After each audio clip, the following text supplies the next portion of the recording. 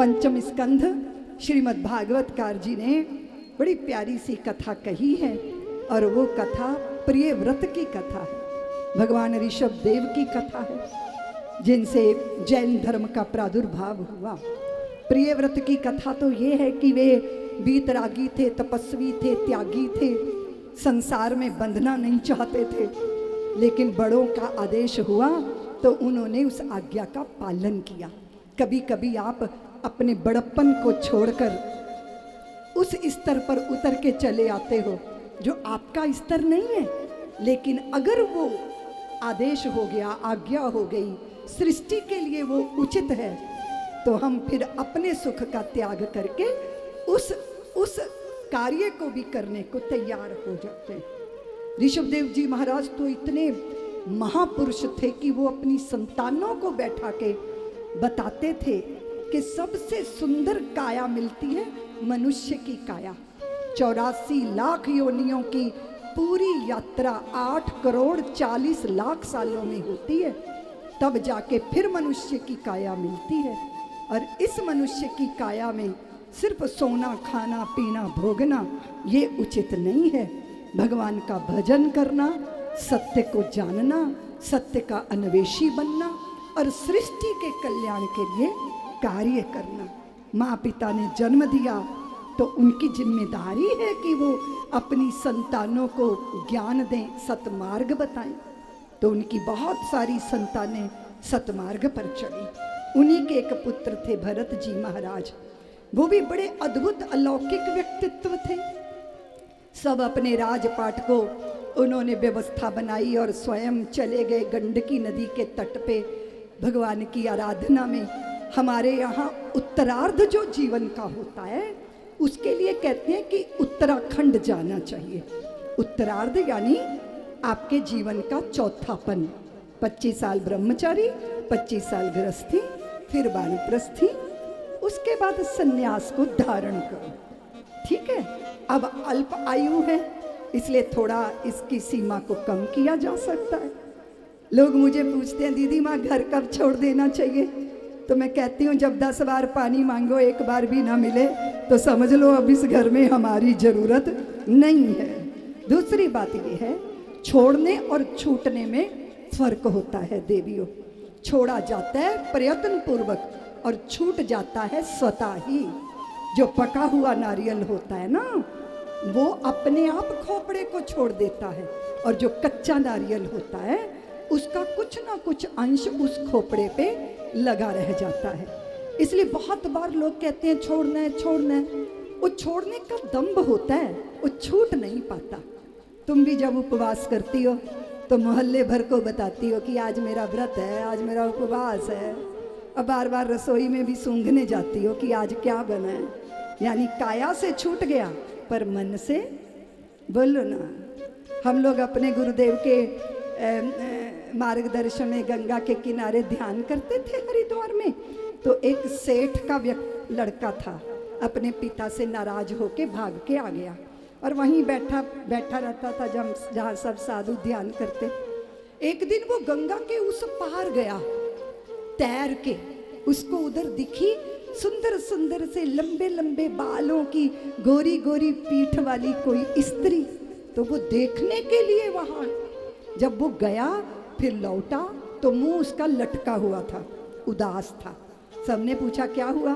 अरे बोले मैंने सोचा इतनी सुंदर लग रही है पीछे से तो मुंह कितना सुंदर होगा, तो देखने चला गया। पर जब वहां गया तो वो तो लंबी दाढ़ी वाले बाबा जी नहा रहे थे। उनको पीछे से देखा तो बड़ी सुंदर कोई स्त्री मालूम पड़ी। तो सबने हंसी की कि अच्छा है तू देख आया, नहीं तो सारी रात उसी की कल्पनाओं में खोया रहता। जिन दीवारों पे लिखा होता है ना कि यहाँ झांकना मना है, दिल करता है यार एक बार झांक ही लो कि क्या मामला है। इसलिए छोड़ने वाले कभी छोड़ पाते नहीं हैं।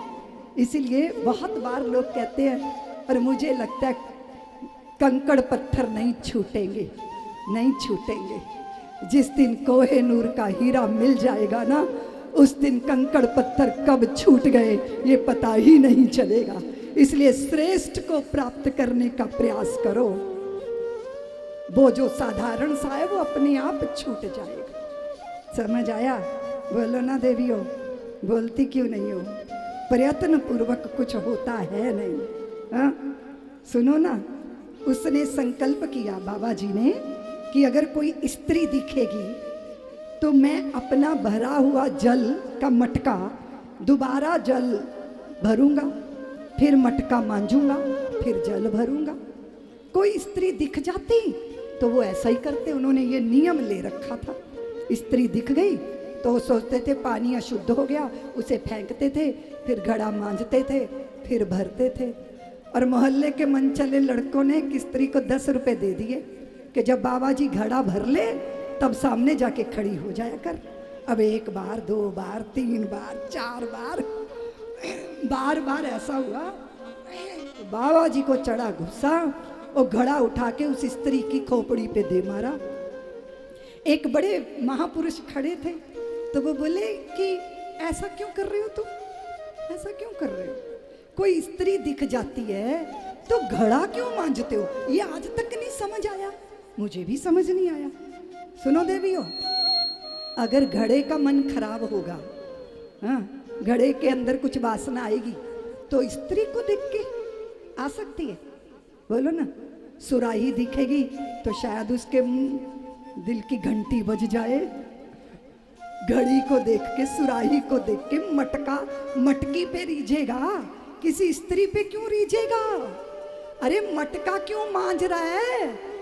अगर किसी स्त्री को देख के तेरे मन में विकार आया तो अपने मन को मांजो, घड़ा मांजने से कुछ होने वाला नहीं। देखो ना दिक्कत क्या है, तकलीफ क्या है, उसको जरा झांक के देखो। और कई बार लोग अपना हृदय खोल देते हैं। और आप सच बताऊं आपको, कभी कभी बड़े बड़े बुजुर्ग भी मुझे माँ ही मानते हैं और अपना हृदय खोलते हैं।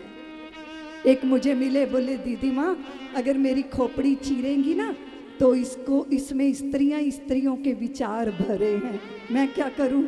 तो मैं कहती हूँ भगवती जनक नंदिनी जानकी जी के चरणों का चिंतन किया करो। जनक सुता जग जननी जानकी, अतिशय प्रिय करुणा निधान की, जाके युग पद कमल मनाऊं, तासों कृपा निर्मल मति पाऊं।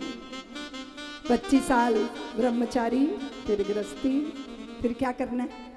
बोलो ना। 60 साल के हो गए, अब क्या करना है? बोलो ना। बोलते क्यों नहीं?